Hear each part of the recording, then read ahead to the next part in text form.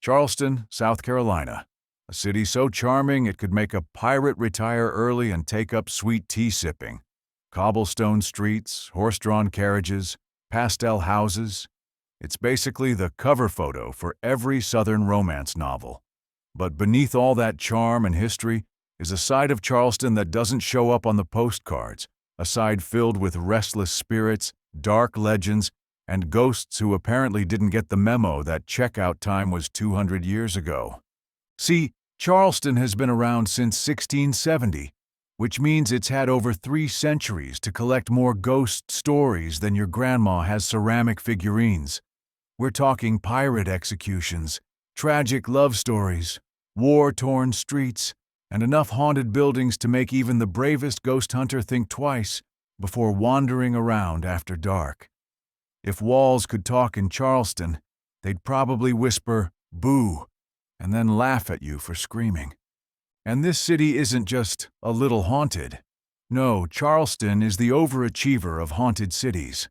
While other places have a ghost or two, Charleston has so many that the spirits are probably on a wait list to get a good haunting spot.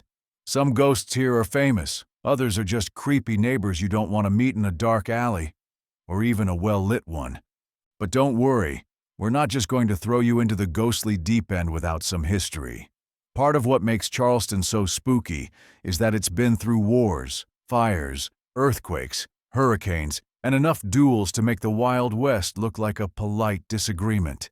Every inch of this city has a story, and a lot of those stories didn't end peacefully. So grab your EMF detector, or at least a strong cup of coffee, because we're about to explore the side of Charleston the tourist brochures politely avoid. This isn't the Charleston of cute pastel houses and fancy shrimp and grits. This is the Charleston where something just brushed your shoulder, but you're alone.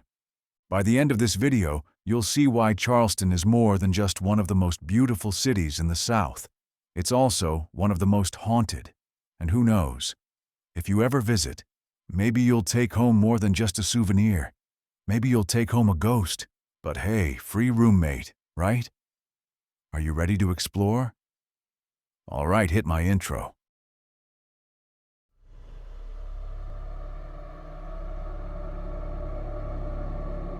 Are you ready for some haunted history? Welcome to Screamville.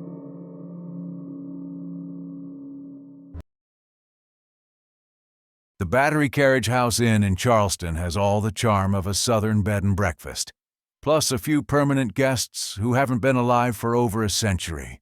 Built in 1843 by wealthy broker Samuel Stevens, the home started out as a neoclassical mansion with grand views of Charleston Harbor. That peaceful life was interrupted when the Civil War turned the area into a literal war zone.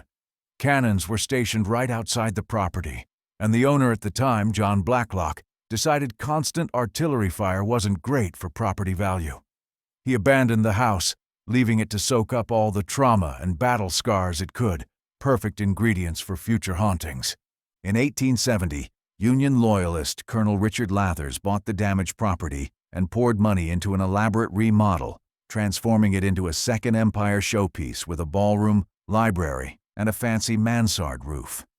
He hoped to use it to mend the rift between North and South, inviting both sides to elegant dinners in the ballroom. Charleston society, still salty about the war, rewarded his hospitality with cold stares and whispered insults. By 1874, Lathers had enough of being the city's least popular Yankee and left for New York. The property then passed to banker Andrew Simons, whose glamorous wife Daisy was famous for her parties, and for once falling through the ballroom skylight during one, only to be caught by a chandelier and somehow survive. The Simons family lived there for decades, but by the 1920s, the place's high society shine began to fade. It became Pringle Court, a motor lodge during the Navy-fueled chaos of World War II, when rooms could be rented by the hour. The 1960s brought a quieter crowd of college students, until Andrew Simons' great-grandson, Drayton Hasty, decided to turn it into the Battery Carriage House Inn. After Hurricane Hugo in 1989, restoration efforts breathed new life into the building and may have stirred up its supernatural tenants. By the 1990s, guests and staff alike were reporting strange encounters. Lights flickered, objects moved on their own, and some rooms seemed to have a personality all their own. The most infamous are rooms 8 and 10, both of which come with permanent non-paying occupants. Room 8 is home to the so-called headless torso, a hulking figure that appears beside the bed, wearing a rough old coat but lacking a head or legs. One skeptical guest reached out to touch the apparition and felt coarse fabric, only to be rewarded with an animalistic growl that sent him scrambling for safety. Other guests have reported waking to see the same faceless figure looming over them, or even feeling the oppressive weight of its presence. No one has been harmed, but most agree it's not the most relaxing bedtime experience.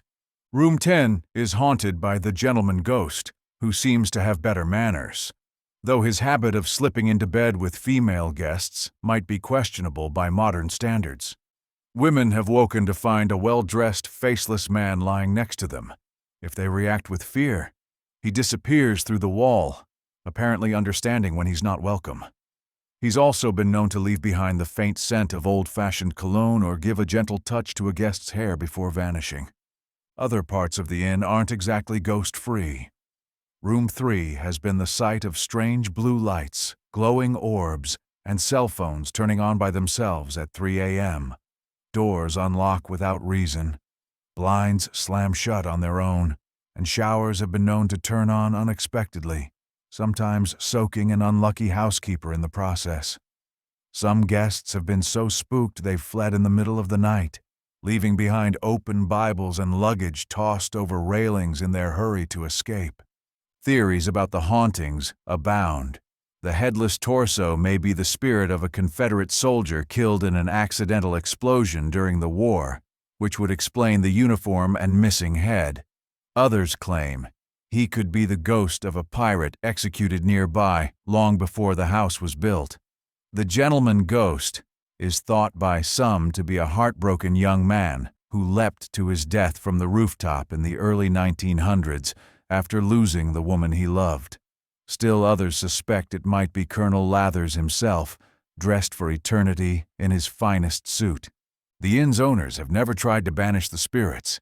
In fact, they've embraced the reputation, even offering ghost-themed stays. Renovations have been done with the spirits in mind, avoiding anything that might truly upset them. Guests sometimes leave offerings, wine for the gentleman ghost perhaps, as a gesture of goodwill. The result is a truce of sorts. The living get to enjoy the historic charm, and the dead get to keep haunting their favorite rooms.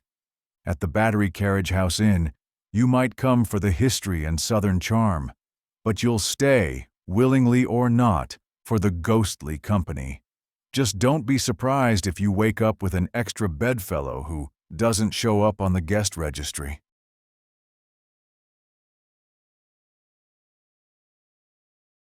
In the heart of historic Charleston stands the Old City Jail, a place as notorious as it is eerie. Built in 1802, it later got a fairy tale but make it terrifying makeover in 1855, complete with castle-like towers that looked like they were designed by someone who'd read too many Gothic novels. For 137 years, it housed pirates, thieves, murderers, Civil War prisoners, and people who probably just looked at the sheriff the wrong way. It was built for about 130 inmates, but often crammed in over 300, making it more of a human sardine can than a correctional facility. Even after it closed in 1939, the air inside stayed thick with misery. The kind you could almost scoop up with a spoon, if you didn't mind sharing it with the ghosts who supposedly never left. The place had its share of infamous tenants. Lavinia Fisher, often called America's first female serial killer, spent her final days here with her husband John before they both met the hangman. Denmark Vesey, who dared to plan a large-scale slave revolt in 1822, was also imprisoned here, as was Jacques Alexander Tardy, a pirate with a taste for poison. Union soldiers from the 54th Massachusetts Regiment found themselves behind these same bars during the Civil War. Over the years, thousands died here from executions, disease, or good old-fashioned violence. A massive earthquake in 1886 even knocked the top floor off, but the jail just kept right on housing people, because nothing says welcome like a structurally questionable prison. Of all the stories, Lavinia Fisher's is the one Charleston can't seem to let go of. She and John ran the 6-Mile Wayfarer House, an inn where guests had an alarming habit of vanishing. According to accounts, Lavinia would offer travelers a nice cup of tea laced with poison and then send them to bed on a rigged mattress that could drop them straight into a pit, because apparently the Fishers were running a cross between a bed and breakfast and a medieval torture chamber. One would-be victim, John Peoples, escaped by dumping the tea and sleeping in a chair, waking to find the bed collapsed into a pit. That little stunt earned the Fishers a trip to the old city jail, where they traded hospitality for hard time. They even tried to escape once, tying bedsheets together to climb out the window. John made it down, but Lavinia was left dangling when the makeshift rope broke. John, being either deeply in love or just bad at crime, refused to leave without her. At trial, they were convicted of highway robbery since proving murder was tricky. The law didn't allow hanging a married woman, so the authorities hung John first, making Lavinia a widow just long enough to send her to the gallows, too. She reportedly wore her wedding dress to the execution and shouted to the crowd, "If any of you have a message for the devil, tell me now. I'll deliver it myself." And just like that, she dropped into Charleston legend. It didn't take long for people to say Lavinia never really left. Guides tell of a woman in white roaming the corridors, still in her wedding gown, watching tourists like she's sizing them up for a cup of tea. Some visitors have felt sudden cold spots or an angry presence when her name is mentioned, as if she's eavesdropping. One woman fainted twice in the exact same spot during a tour, leading some to believe Lavinia was staking a claim. Others swear they've photographed Lavinia and John together in dark cells, their faces appearing in the gloom like an uninvited photobomb from beyond. But Lavinia isn't the only one haunting the place.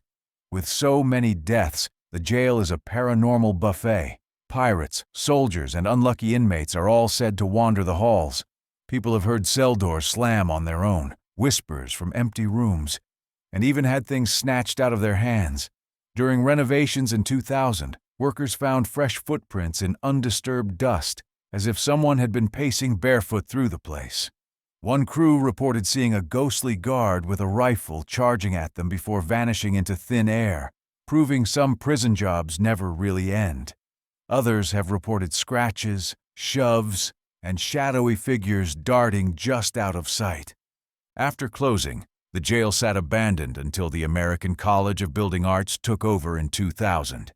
Even then, students had to share the halls with things they couldn't explain. Tours began not long after, and the building's reputation skyrocketed, landing it on paranormal TV shows. Some guides have quit mid-tour after frightening encounters, and others have been pushed downstairs by unseen hands. By day, it's a preserved historic site. By night, it's a stage for the city's most infamous ghosts, where visitors leave either thrilled or very eager to get the heck out. Walking out into the Charleston night after a tour, most people breathe a sigh of relief, but more than a few claim to have felt a tug at their sleeve or heard a whisper as they leave, something like a ghostly, "Y'all come back now," and maybe they will, though preferably without checking into any suspicious roadside inns along the way. In the heart of Charleston's Queen Street sits Pugans Porch, a charming Victorian home-turned-restaurant that has been serving Southern comfort since 1976. Built in the late 1800s, it still has the warm creak of heart pine floors, the kind of porches that invite lazy afternoons, and a stately, Old South charm that makes you feel like you should be sipping sweet tea while gossiping about your neighbors. It's the kind of place where the past lingers in the air, and not just because of the recipes. The name comes from Pugan, a scruffy neighborhood dog who basically claimed the porch as his own. Whether he belonged to anyone in particular is up for debate, but he became the unofficial greeter when the restaurant opened. Guests loved him, and he seemed to love the endless flow of biscuits and belly rubs. Pugan passed away in 1979, but apparently retirement wasn't his style, because people still claim to feel him brushing past their legs or sitting quietly under their tables, waiting for a crumb or two to drop. Pugin isn't the only spirit still clocking in. Long before the restaurant days, the house was home to two sisters, Zoe and Elizabeth St. Amand, both school teachers and lifelong companions. Zoe was stern, reserved, and almost always dressed in black, while Elizabeth was her softer counterpart. When Elizabeth died in 1945, Zoe was devastated. She stayed in the house until her own death in 1954, often seen gazing out the upstairs windows, as if waiting for her sister to return. When the property became a restaurant, Zoe seemed less than thrilled about the new business plan. Over the years, diners and staff have spotted a woman in a long black dress wandering the dining room, disappearing into the ladies' room, or peering from the upstairs windows. On more than one occasion, police were called after people saw an elderly woman trapped inside, only for her to vanish into thin air before anyone could help. The staff has their own stories about Zoe's ghostly antics. One night, the owner was trying to set the alarm when a stool suddenly flew across the room and the kitchen door swung open like someone was making a dramatic exit. Another time, a fresh cup of coffee went missing from the kitchen and was later found empty, with a lipstick mark on the rim. Considering Zoe was known for being particular, maybe she just wanted it brewed right. Some stories are even more unsettling. One guest using the upstairs bathroom heard loud pounding on the door. When she opened it, she was met with the reflection of a woman who wasn't her in the mirror. After spotting a framed photo in the hallway, she realized the face staring back at her had been Zoe's. Between the loyal ghost dog and the no-nonsense schoolteacher, Pugans Porch serves up more than fried chicken and shrimp and grits. It dishes out a healthy portion of the supernatural. People come for the food but often leave with a story, whether it's about a brush of fur against their ankles or the sight of a woman in black slipping silently past their table. If you go, you might just get the full Charleston experience. Delicious Southern cooking, warm hospitality, and a ghost or two making sure you behave yourself. Just remember to greet the dog, mind your manners, and maybe order an extra cup of coffee in case Zoe drops by.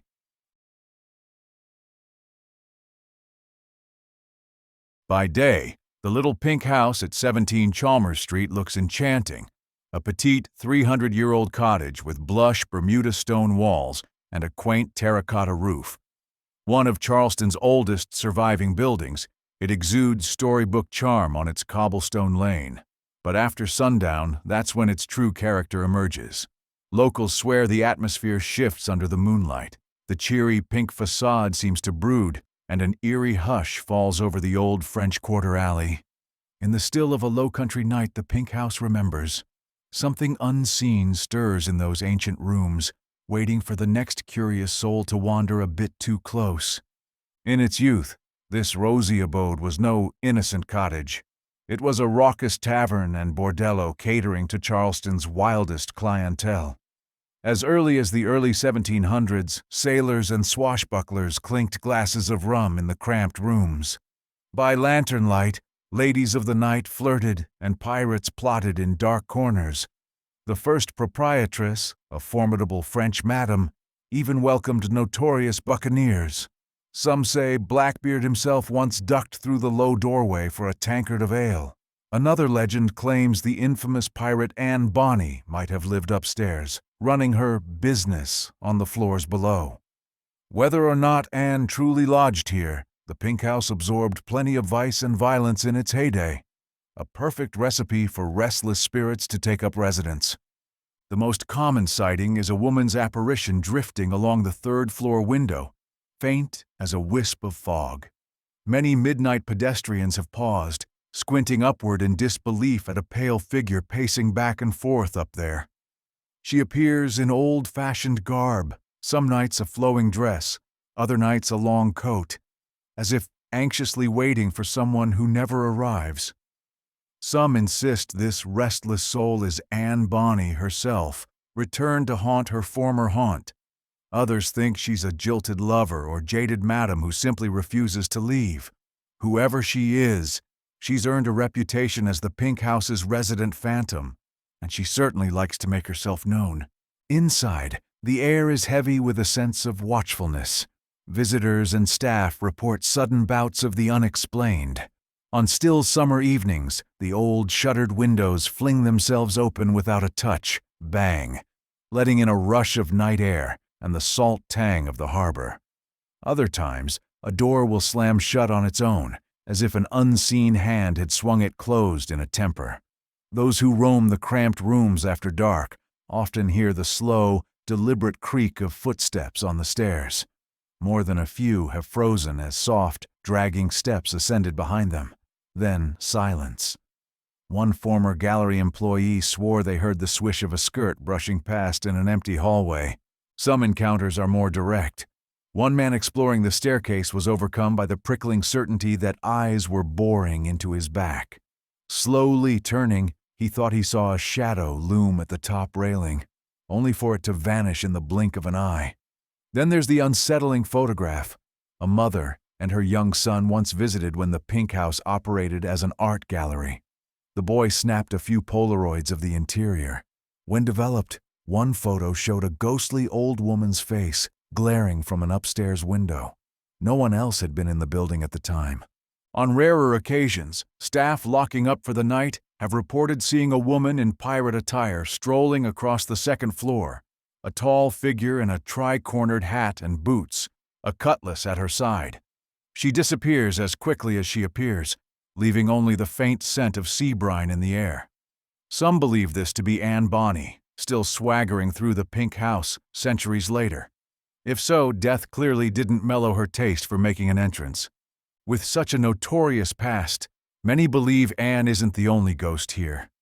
Theories abound about former prostitutes and tavern girls lingering in the place they knew best.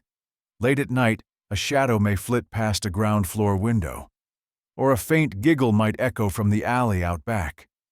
Visitors have reported a sudden cold draft curling around their ankles or the unmistakable sensation of hot breath on their neck, only to turn and find no one there. These spirits seem to enjoy mischief, a tug of hair, a playful poke, keeping the old house's rowdy history alive in their own way. Today, the Pink House stands as both a charming relic and one of Charleston's eeriest landmarks. By daylight, it draws tourists with its coral stone walls and quaint beauty. By night, it hums with unseen life, where shadows shift in upstairs windows and whispers ride the warm coastal air. Whether it's a pirate queen glaring at intruders or the laughter of long-dead ladies drifting through the halls, the Pink House proves some parties never really end. They just move into the afterlife. Once upon a Carolina low-country evening, you find yourself standing before the angel oak tree, a gnarled, gentle giant just outside Charleston. Its ancient branches twist and sprawl in every direction, draped in silvery moss and mystery.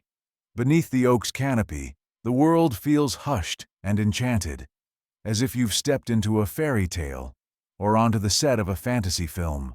Children have been known to stare up into its leaves expecting it to talk back, and you half wonder if this venerable tree has a personality of its own. In the fading light, the angel oak's silhouette could be a kindly old wizard or perhaps a slumbering dragon, and in a way, it is a magical creature of the woods. By all measures, the angel oak is a living legend. It's a southern live oak estimated to be 400 to 500 years old, making it one of the oldest living oak trees east of the Mississippi River. At about 66 feet tall with a trunk 28 feet around, it would take a circle of grown adults holding hands to fully hug it. Its crown is an absolute marvel.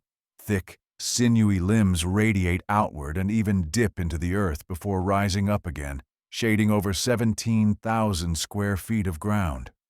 Some say the angel oak looks like it wandered out of Middle-earth, an ent come to pay a visit, or like Grandmother Willow from Disney's Pocahontas, stretching her wooden arms wide. Stand beneath those massive boughs, and you may feel a special presence. Many visitors describe a serene, almost spiritual atmosphere under the tree, as if it emits an aura of wisdom and protection. The angel oak has lived through a staggering breadth of history. Long before Charleston's streets were laid and its church bells rang, this oak seedling was putting down roots on John's Island. The land on which it grows originally belonged to the local Cusso tribe until it was sold in 1675. In those early days, legend has it, the indigenous people held sacred gatherings and councils under the sprawling oak's limbs. Some stories even whisper that the angel oak's ground became hallowed when Native Americans buried their dead at its base, believing the oak spirit would watch over their ancestors. To this day, folks claim that if you stand very still under the tree at night, you might hear the faint echo of ancient prayers in the rustling leaves, whispers from the first people who loved this land. As European settlers arrived and Charleston grew, the angel oak became entwined with colonial history. By the 1700s and 1800s, the tree stood on a plantation estate. It likely offered shade to everyone from humble farmers to passing Revolutionary War soldiers. Locals like to joke that if the tree could talk, it would boast about serving as a rest stop for both redcoats and rebels during the Revolution. It certainly survived the musket fire, hurricanes, and earthquakes of the centuries. The oak's name itself comes from an early 1800s couple, Eustace Angell and Martha Waite Tucker Angell, who married beneath its shade. Ever since, people have called it the Angel Oak, though some say the name carries a more poetic truth as well, which comes from the stories of its angels. Not all of the tree's history is joyous. The angel oak stood through the dark era of slavery, and with that period came some of its most haunting legends. One particularly grim tale claims that enslaved people were once hanged from the oak's limbs, their bodies left dangling in the shade. Black vultures, drawn by the tragedies, were said to roost in the branches, creating a chilling image that still lingers in the local imagination. Whether or not the tale is true, it has become part of the oak's lore. The ground beneath its limbs is said to hold the remains of those who died on this land, from enslaved people to Native Americans, adding a deep and somber weight to its roots. It's from these stories that the most famous legend grew, that actual angels linger in the oak's canopy at night. These aren't cherubs with harps, but benevolent spirits of those who suffered here, now serving as protectors of the tree and its visitors. Some believe this is the true origin of the tree's name. On quiet nights, people have reported seeing glowing figures drifting among the branches, described as a peaceful, watchful presence. Far from frightening, these spirits are said to bring a sense of calm and comfort, as if the tree has guardians who refuse to let harm befall it. That doesn't mean the guardians are without bite. One story tells of a newlywed couple who, after a daytime wedding under the tree, returned at night so the groom could carve their initials into its bark. The moment he raised the knife, a bright apparition flickered to life in the leaves, and a horrific figure appeared before them. They dropped the knife and fled as fast as they could, leaving the tree untouched. The tale has become a favorite warning. Disrespect the angel oak, and its protectors might just make sure you regret it. Most encounters are far gentler. Visitors often describe a warm, welcoming feeling when they stand beneath the branches, as if unseen friends are sharing the shade with them. On moonlit nights, some claim to see tiny orbs of light dancing between the limbs or to hear faint singing in the breeze. Others swear the tree creaks in a way that sounds almost like it's speaking. Locals will even pat its massive trunk and greet it as though it were an old friend, albeit one who has been around for centuries. Through storms and centuries, the angel oak has remained steadfast. Even in 1989, when Hurricane Hugo tore through Charleston, the oak survived despite heavy damage, slowly healing in the years that followed. In more recent times, it faced a different danger: development. When plans arose to build apartments nearby, locals fought hard to protect the tree and the surrounding land. Their efforts paid off, ensuring that the oak will continue to stand in peace, away from bulldozers and concrete. If you ever find yourself beneath the angel oak's massive arms, take a moment to look up. You might laugh at how it really does resemble a sleeping giant or a wise old storyteller. You might even feel that inexplicable warmth that so many have described. And if you see a faint light in the branches or hear a whisper in the dark, you can decide for yourself whether it's the wind or one of the tree's guardian angels saying good night.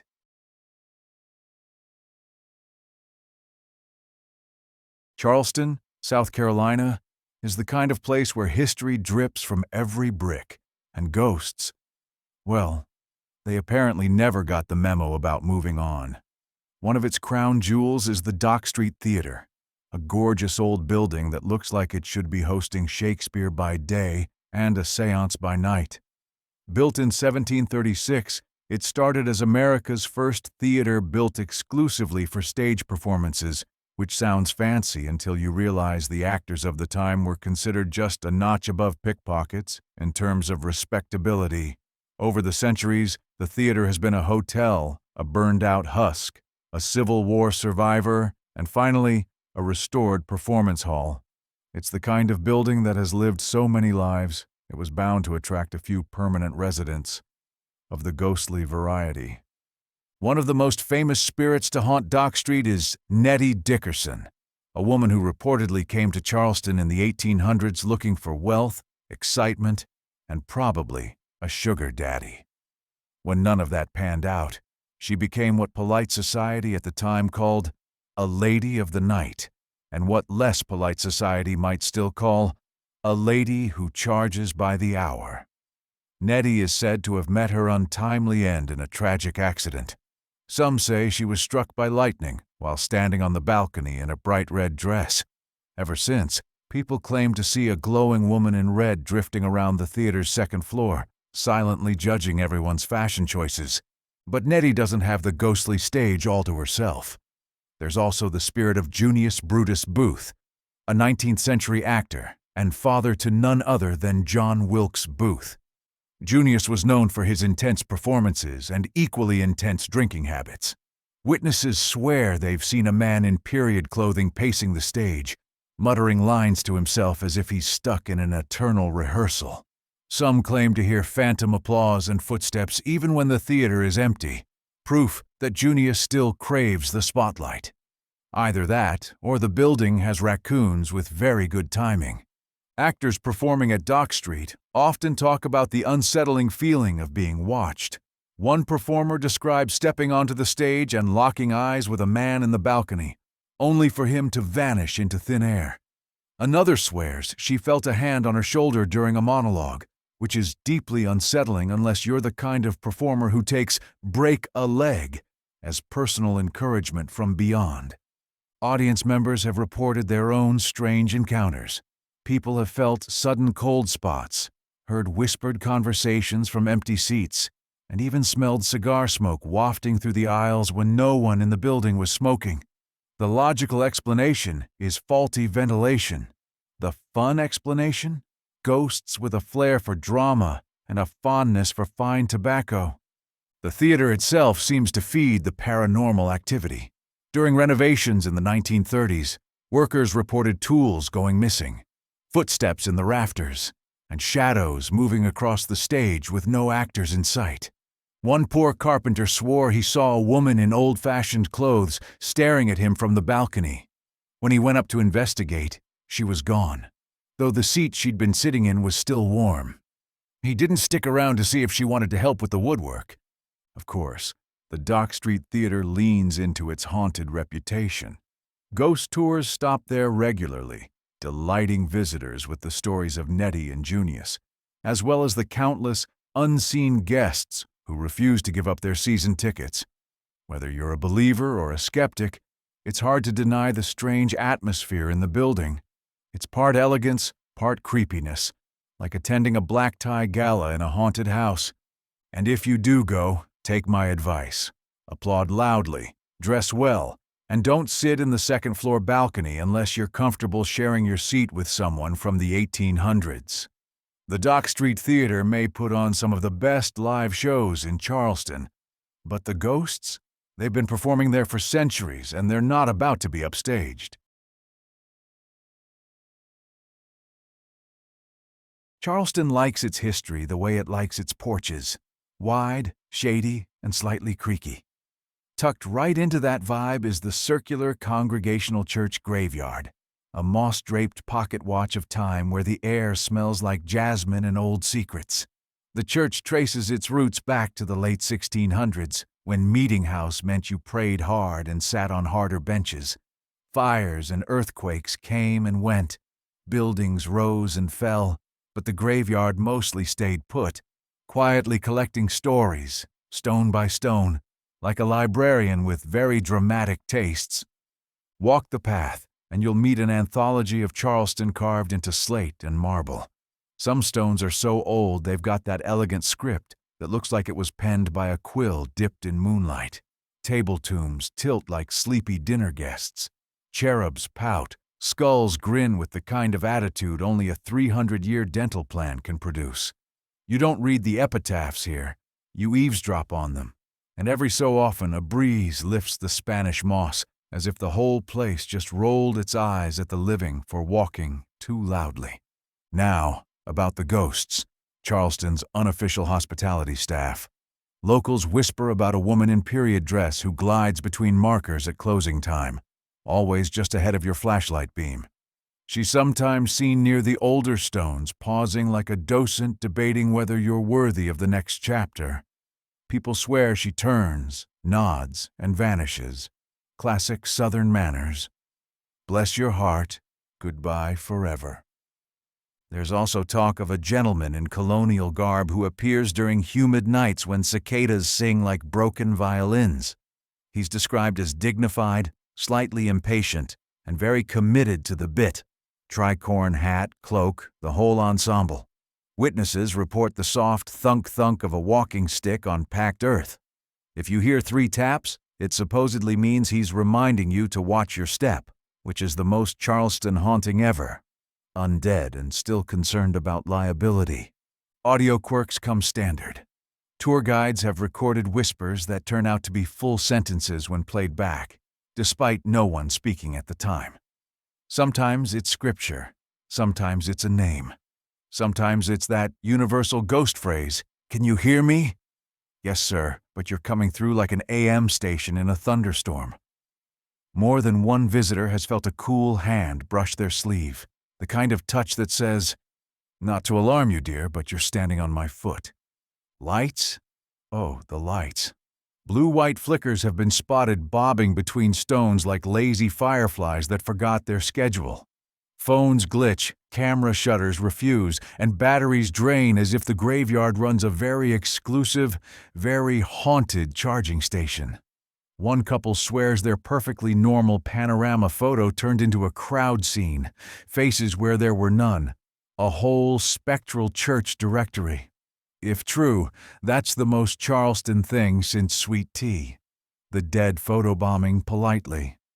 Animals notice things first. Dogs plant their paws and do the full-body nope, staring at a blank slice of air, as if someone invisible just asked them to sit.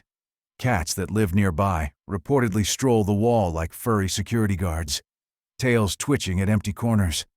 I'm not saying cats see ghosts, but I am saying cats would absolutely pretend they do for the drama. Even the weather gets in on it. On certain evenings, a sudden pocket of chill will settle over one row of stones while the rest of the yard stays summer warm, like the graveyard turned on selective air conditioning. Folks step into it, shiver, and step out, confused, then step back in because humans are curious and also a little ridiculous. If you feel a faint scent of old pipe smoke or lavender, congratulations, you've wandered into the invisible parlor. And when you leave, the city hum returns. The clop of carriage horses, the clink of glasses, the endless flirt between moonlight and cobblestone. But the circular graveyard lingers with you. That's its trick, not jump scares, but a soft, stubborn haunting. The kind that tucks a story in your pocket and lets you discover it later.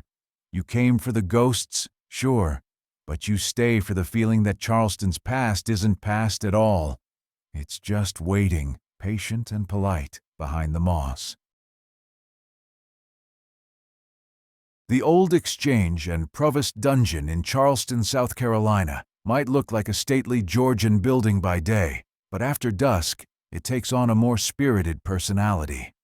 This colonial-era landmark, all elegant brick and Palladian windows, has seen centuries of drama within its walls, and some say those events left permanent residents who prefer the late shift. In the dead of night, passers-by have reported strange lights flickering in the windows and faint, ghostly laughter echoing down Broad Street. It's a place where history isn't just remembered, it's still living, or undead, and occasionally playing pranks on the living for its own amusement. In Charleston, they'll tell you. At the Old Exchange, you're never really alone, even when you can't see a soul. Before it earned its ghostly reputation, the Old Exchange was one of the busiest buildings in colonial America. Built between 1767 and 1771 as a grand exchange and custom house, it quickly became the hub of Charleston's civic life. Patriot meetings, mercantile deals, and even theatrical performances filled its halls. During the Revolutionary War, British troops seized the building in 1780, converting its elegant upper floors into a barracks and its basement into a makeshift prison for American prisoners of war. Even before the exchange was built, the site was home to the Half Moon Battery and a jail that held captured pirates, including the notorious Stede Bonnet and his crew in 1718, who languished in filth while awaiting a date with the gallows. In the decades after independence, it hosted George Washington, became a post office and city hall, and somehow survived threats of demolition. With a history like that, it's no wonder some residents may have decided never to check out permanently. By the late 20th century, the building was restored as a museum, but apparently not all of its former inhabitants got the memo that the war ended centuries ago. Tour guides warn that the Provost Dungeon downstairs comes with a little added atmosphere in the form of a few lingering spirits. Visitors have claimed to see flickering orbs of light in the dank cellar, and have felt sudden cold spots that no thermostat could explain. Eerie cries and moans sometimes echo from the darkness, sounding like the trapped spirits of long-dead prisoners. Occasionally, those cries resolve into drawn-out wails, maybe from an 18th-century pirate realizing there's no rum in the afterlife. Down in the dungeon, the hauntings can get alarmingly hands-on. Guests have reported seeing rusty chains swinging by themselves, clinking against the walls when no one is near. Others have felt a sudden oppressive presence right before an invisible force shoves them or wraps ghostly fingers around their throat.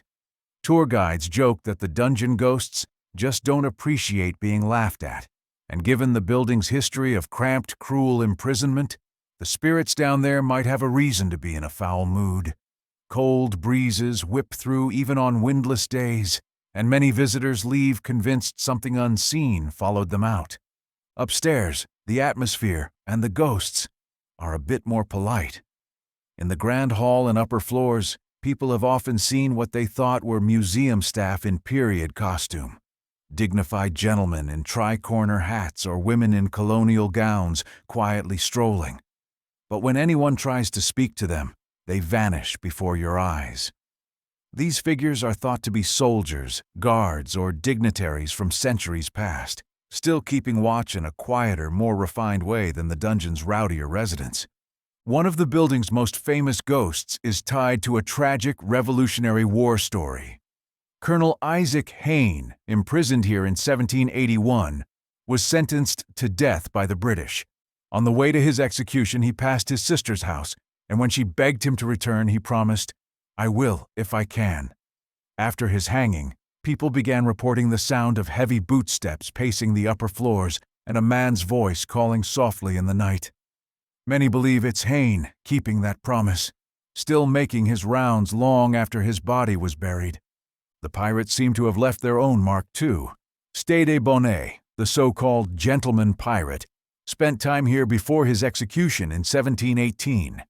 Today, visitors sometimes report seeing shadowy figures in ragged 18th-century clothing lurking in corners, or catching the faint smell of the sea and gunpowder before a ghostly pirate appears.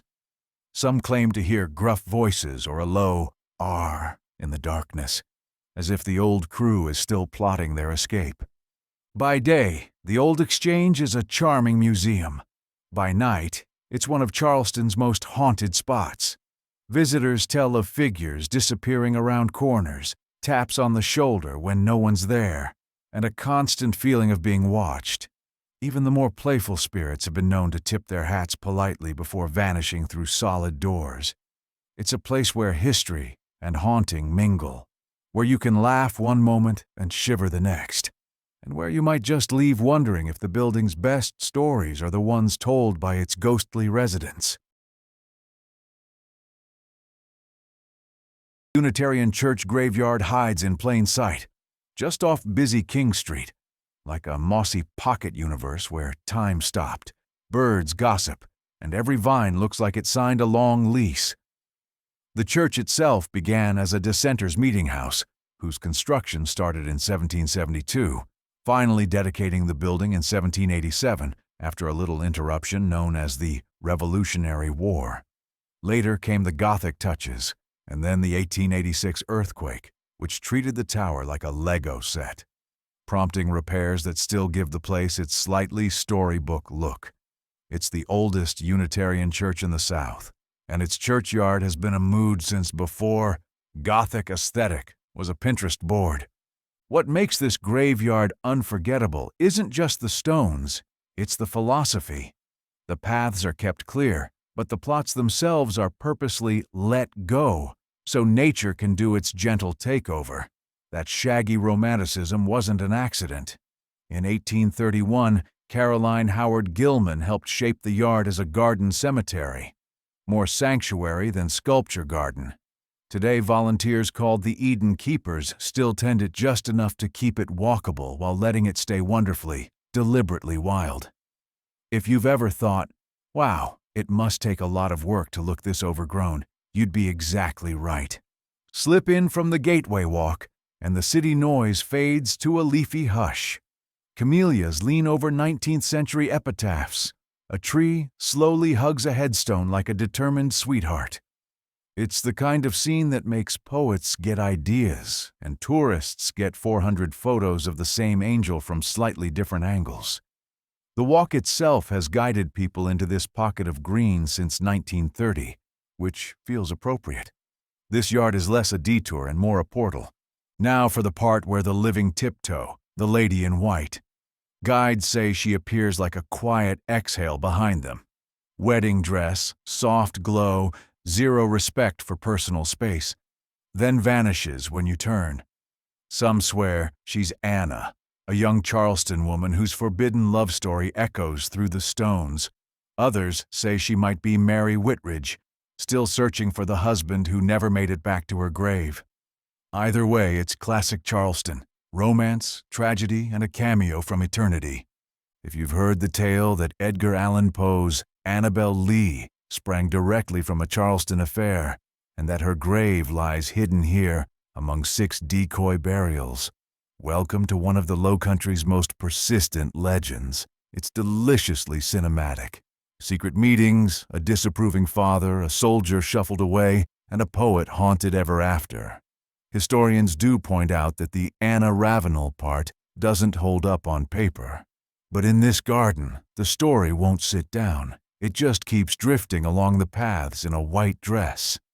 Charleston loves a good ghost, and this one refuses to be fact-checked into silence. Night strolls here are all atmosphere, the perfume of flowers, the soft hiss of leaves, and that peculiar sense that you just interrupted someone's conversation, someone invisible. Visitors report whispers, the brush of skirts, and that being watched feeling that's either a spirit or a very judgmental azalea. The graveyard's gentle wildness makes every shadow look like a memory standing up to say hello, which is fantastic for goosebumps and terrible for your step count because you will walk faster.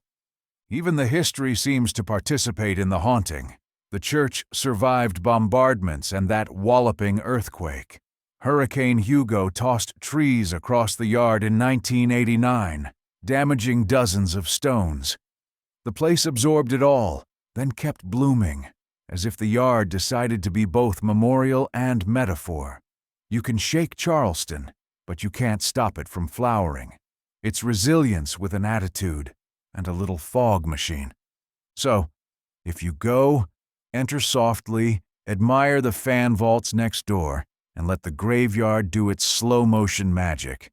Read a few epitaphs, thank the Eden Keepers for curating the chaos, and if you spot the lady in white, be polite.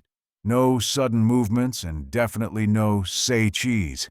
Whether the stories are carved in records or braided out of rumor, this little green wilderness makes them all feel true enough to shiver. That's the charm here. A garden that remembers, a city that never forgets, and a ghost who might still be looking for the right hand to hold.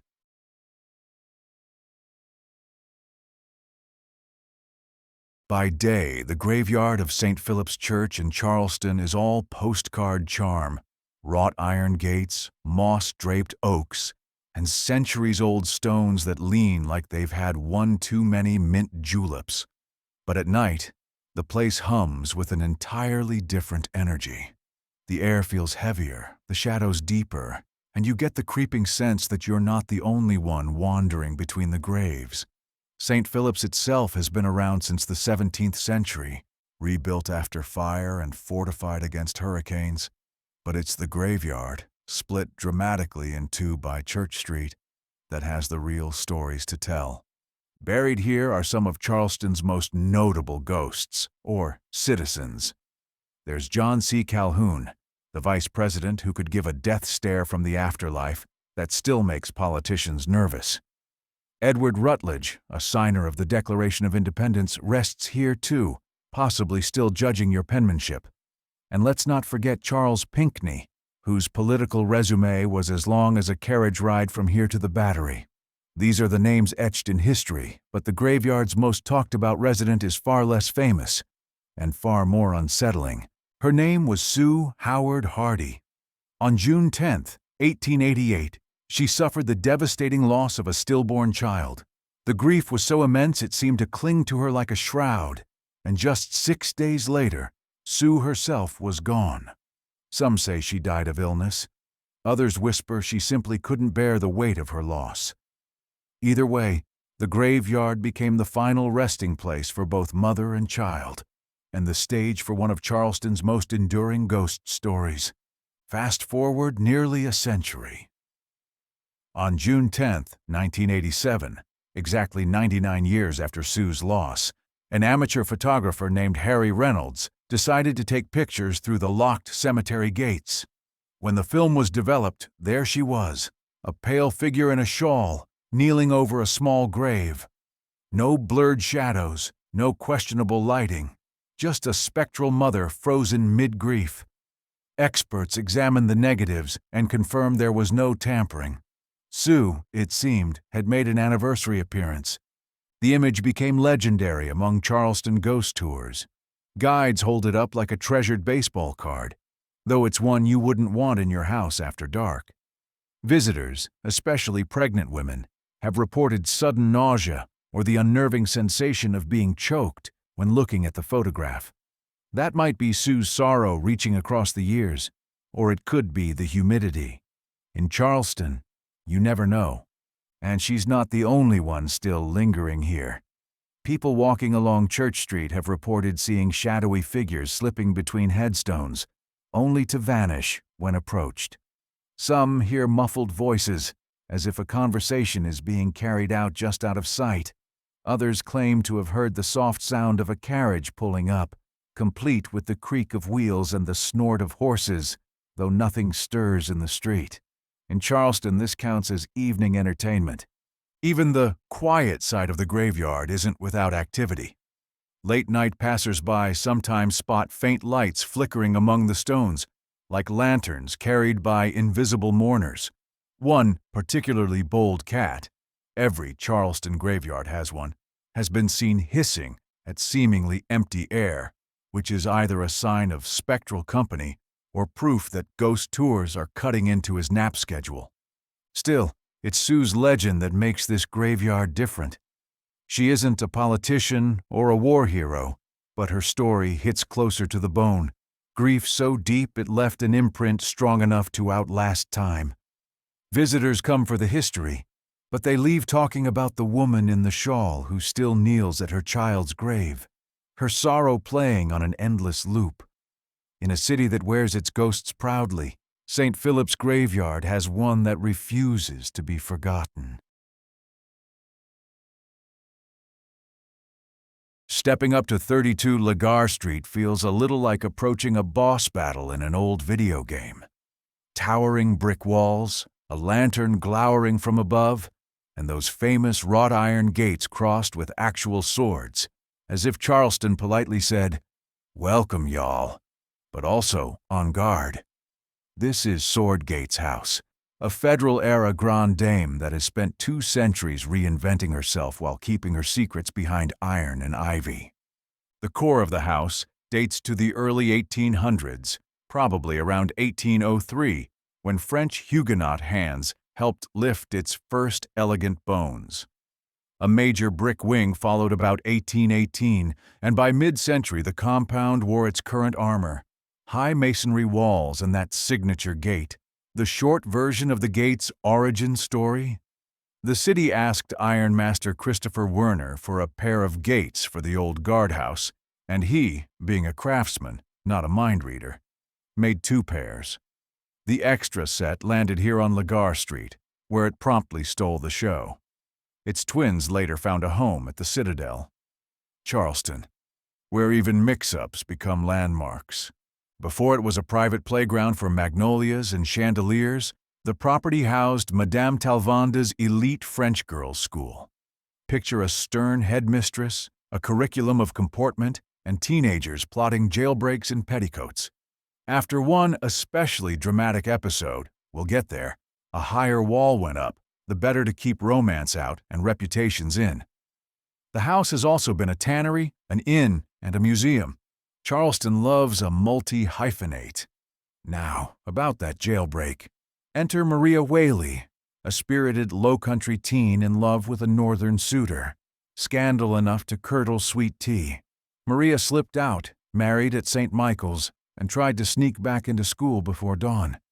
By the time her new husband arrived at the door the next morning asking for Mrs. Morris, the whole dorm knew, and Madame Talvanda nearly combusted. Walls got higher, rules got stricter, and the legend got juicier. Which brings us to the resident ghost. Locals say Madame Talvand never clocked out. She's been seen in an upstairs north bedroom, the doorknob turning without a hand. She's been spotted pacing the top-floor piazza, eyes scanning for miscreant girls. And one visitor even photographed a strange swirling mist at the gate on a broiling July day. No breath vapor excuses available. She's less throwing plates and more perpetually taking attendance, which is very on brand for a headmistress. Even the real estate chapters read like folklore. Jesse Lincoln Randolph. Yes, President Abraham Lincoln's granddaughter, owned the mansion in the 1930s. She never actually moved in. And in our era, it ping-ponged across glossy magazines as Charleston's priciest trophy before selling for a cool $10 million in 2020. If you're wondering what it feels like to live in a museum with better bathrooms, preservation pros say the restoration kept the federal period soul intact. Basically, history, but with central air. Back at the threshold, those swords still cross like a genteel warning label. Their twins now greet cadets at the Citadel, a delightful Charleston plot twist where a police station order, a billing dispute, or a misunderstanding, and an ironworker's interpretation created 2 of the city's most famous selfie backdrops. Moral of the story: never underestimate the chaos potential of the word pair. So if you find yourself on Lagar, pronounced Legree, lest the street itself haunt you, pause at the gate. You might feel a temperature dip, catch a flicker at the piazza rail, or just sense the soft thrum of old rules old romances, and an old headmistress still keeping watch. Smile, straighten your posture. She notices that, and promise not to elope before curfew. It's Charleston. The manners are eternal, and so, apparently, is Madame Talvande.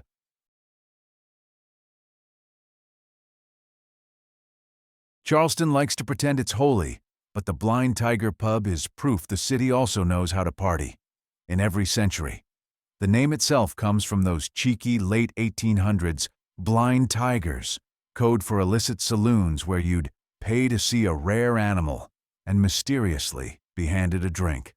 Today's Blind Tiger sits on Broad Street in a building dating to the early 1800s, with the current pub reborn in the 1990s. So it's had plenty of time to collect stories, spirits, and the occasional tipsy patron who swears the portrait just winked. Step through the door, and you'll meet the house diva, the woman in black.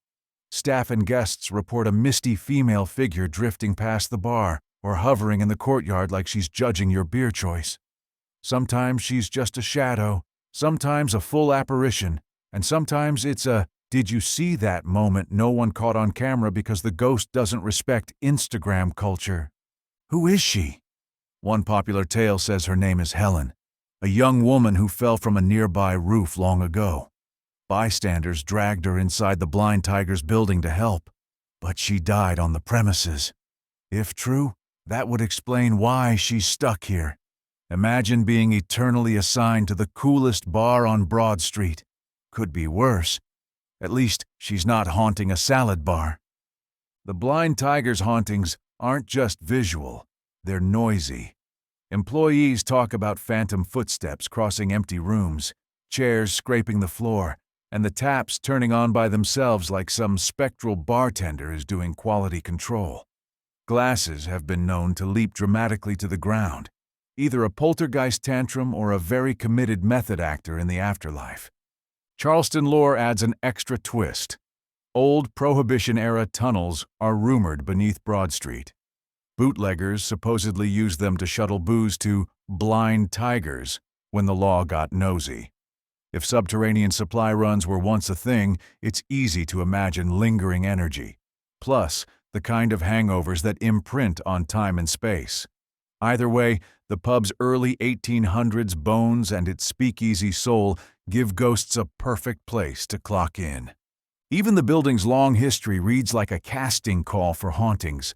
Early 1800s construction, 36 to 38 Broad Street footprint, and decades of revelry. That's a lot of birthdays, heartbreaks, and one last round promises echoing in the rafters. Haunted travel folks have ranked it among Charleston's spookiest watering holes, which is saying something in a city where even the sidewalks have stories. If you want a front row seat, grab a table near the bar. Watch for the classic signs.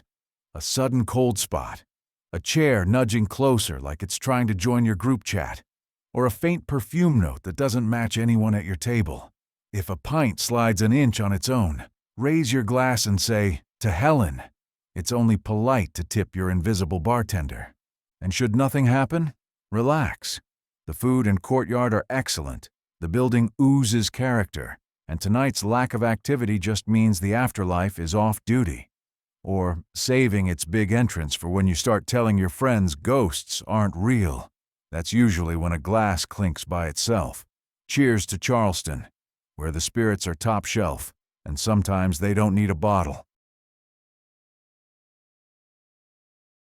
Fort Sumter in Charleston Harbor might look like a quiet Civil War relic by day, but after hours, the place feels like it's holding rehearsals for a ghostly stage play. This is where the first shots of the Civil War were fired, and some say the echoes of that day never really stopped. Imagine walking through the weathered brick walls with the sea breeze in your hair, when suddenly you feel like someone's watching you. A polite someone, with military posture, and maybe a hint of ghostly sarcasm. Welcome to a fort where history class and ghost stories meet for a strange but entertaining evening. The story begins in April 1861, when Confederate cannons bombarded the Union-held fort for 34 hours. The Union surrendered, but not before holding an honorable 100-gun salute to lower their flag. On the 47th shot, a cannon misfired, killing Private Daniel Houff instantly. It was the first fatality of the war, and it's said he never really left. Instead, he seems to have taken guard duty for eternity, quite literally, making him the fort's most famous resident spirit. Private Houff's ghost isn't the terrifying kind. He's more like the friendliest paranormal soldier you'll ever meet. Visitors and staff have reported seeing a Union soldier quietly patrolling, standing at attention, or even saluting. There's often the faint smell of gunpowder when he's around, even though no cannons have been fired for decades. He doesn't moan or rattle chains. He just keeps doing his job, apparently unaware that his shift ended over 160 years ago. One of the strangest tales involves the very flag that Houff died saluting. After the battle, the tattered flag went on a national tour to rally Union support. Over time, people began to notice a faded image of a man's face in the fabric, right near one of the stars. Many swore it was Houff's likeness, cap, beard and all, staring back at them from the weave. The flag now sits in the Fort Sumter Museum, where you can see it for yourself, if you dare. Or, if you just like creepy fabric art. Modern visitors still report encounters that sound like something from a campfire story. In one case, a tourist snapped photos of what looked like a shadowy soldier saluting the flag, only for the images to come back blurred with strange white smudges. Another guest swore she saw two ghostly soldiers appear side by side, give a synchronized salute, and vanish. Either the afterlife has military precision, or these spirits are just showing off. Then there's the Mother's Day incident. A family visiting the fort suddenly felt a heavy pressure on their chests while standing on the upper walls. The strange sensation vanished as quickly as it came, replaced by the distinct smell of gunpowder. No reenactments were happening that day, and no one could explain the experience. It's the sort of gift that says, "Happy Mother's Day. Now let's go somewhere less haunted next year." What makes these hauntings so unusual is that they're more respectful than terrifying. The ghost of Fort Sumter doesn't seem to want revenge. He's too busy saluting the flag and making sure visitors remember the place. The result is a mix of eerie chills and unexpected humor, the kind of story you leave with when history decides to give you a little wink from the other side. So, if you take the ferry out to Fort Sumter, keep your eyes open. You might catch sight of a lone soldier standing in the shadows, smell gunpowder in the salty air, or spot a familiar face in a faded flag. And if you do, don't panic. Just give him a nod back. After all, he's been on duty for over a century. The least you can do is return the salute. Charleston in the late 18th century was no stranger to misfortune. Epidemics, hurricanes, fires, you name it, the city had endured it. In 1790, the city council decided to do something both benevolent and practical, establish the Charleston Orphan House to support and educate poor orphan children and those whose parents couldn't care for them. This became the first public orphanage in the United States, a fact the proud citizens advertised with gusto. The project was such a big deal that President George Washington himself is said to have laid the cornerstone during a visit, with all the patriotic pomp one would expect. The orphan house opened its doors in 1794 and quickly became an imposing presence at Boundary Street, now Calhoun Street, and St. Philip Street. The main building rose 4 stories high with an elegant chapel, and it took up nearly an entire city block. Inside, Charleston's most vulnerable children found food, shelter, and an education. By the standards of the time, the orphanage was run quite well. The kids were clothed, schooled, and probably even got the occasional second helping of grits. Over 150-plus years, thousands of children passed through its halls. After a few years of schooling, boys were apprenticed to local craftsmen and girls placed with matrons to learn housekeeping. Effectively, a 19th-century job training program. Many stayed only temporarily, but for the time they were there, it was a safe haven. Charleston's elite took great pride in the orphan house, Presidents, foreign dignitaries, and notable visitors were paraded through to admire the institution. The building itself seemed indestructible, surviving fires, hurricanes, and even the 1886 earthquake. During the Civil War, as Union shells rained down, the children were evacuated, and the orphanage served as a makeshift hospital. Even after the earthquake cracked the chapel, the kids camped in tents until repairs were done and then marched right back in as if nothing had happened. Locals liked to joke that the orphan house would stand forever, come hell or high water, and Charleston had plenty of both. But tragedy struck in 1918 during the Spanish influenza pandemic. The infirmary overflowed with sick children, so the healthy ones were sent outside for fresh air. Unfortunately, boredom led to disaster when a few children found oily rags and somehow managed to start a fire. The blaze spread quickly, filling the old building with smoke. Firefighters saved the structure, but 4 children perished. After surviving wars and earthquakes, the orphan house now carried a sorrowful new chapter in its history. By the mid-20th century, new ideas about child welfare caught up with the venerable institution. In 1951, the Charleston Orphan House closed its doors as a residential facility, moving the children to a modern campus. After 157 years, the building retired from its original mission. But instead of enjoying a graceful old age, the orphanage met a less dignified fate. It was demolished to make way for a Sears department store. Preservationists protested, but the wrecking ball won. Ironically, that Sears closed a few decades later, leaving locals shaking their heads at the trade. When the Sears was torn down in the late 1980s, the College of Charleston built a dormitory, Joe E. Berry Hall, on the site. Almost as soon as students moved in, reports began of strange activity. Fire alarms went off at random hours, sending students out into the night with no clear cause. There were sounds of giggling and the patter of tiny feet echoing down the halls, and students woke to the sound of marbles rolling across their floors. Though no marbles were ever found, some claimed to hear children's voices softly singing "Ring Around the Rosie" in the dark hours before dawn. The odd events continued over the years. In 2011, construction work seemed to stir things up again, with fire alarms blaring at all hours. In 2019, black smoke poured from a top-floor exhaust vent, and firefighters found a small, unexplained blaze on the roof. Officially, it was an electrical issue, but locals whispered that the fire-starting orphan spirits were at it again. The Charleston Orphan House may be gone, but it lives on in 2 ways: through the mission of its successor organization, which still helps children today, and through the ghost stories that refuse to fade.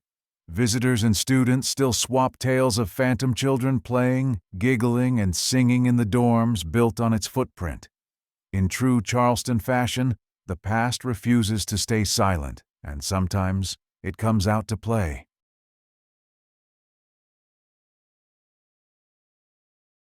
Well, you've survived, or at least almost survived, this ghost tour, so give yourself a round of thunderous, sheet-rattling applause. So, what's the takeaway from all this ghostly gallivanting?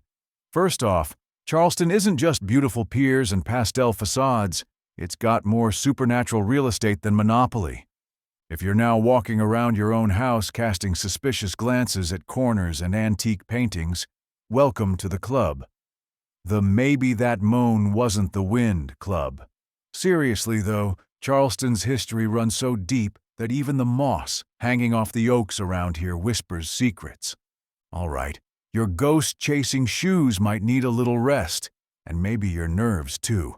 But we'll be back with more eerie stories and local magic next time. Until then, keep your flashlight handy and your ghost radar finely tuned. Thanks for watching and hanging out with me in Charleston's spookiest nooks. If you liked this spectral adventure, hit that like button harder than a ghost pounding on a door. And hey, subscribe, because just like those unseen Charleston spirits, I'll be back, probably when you least expect it.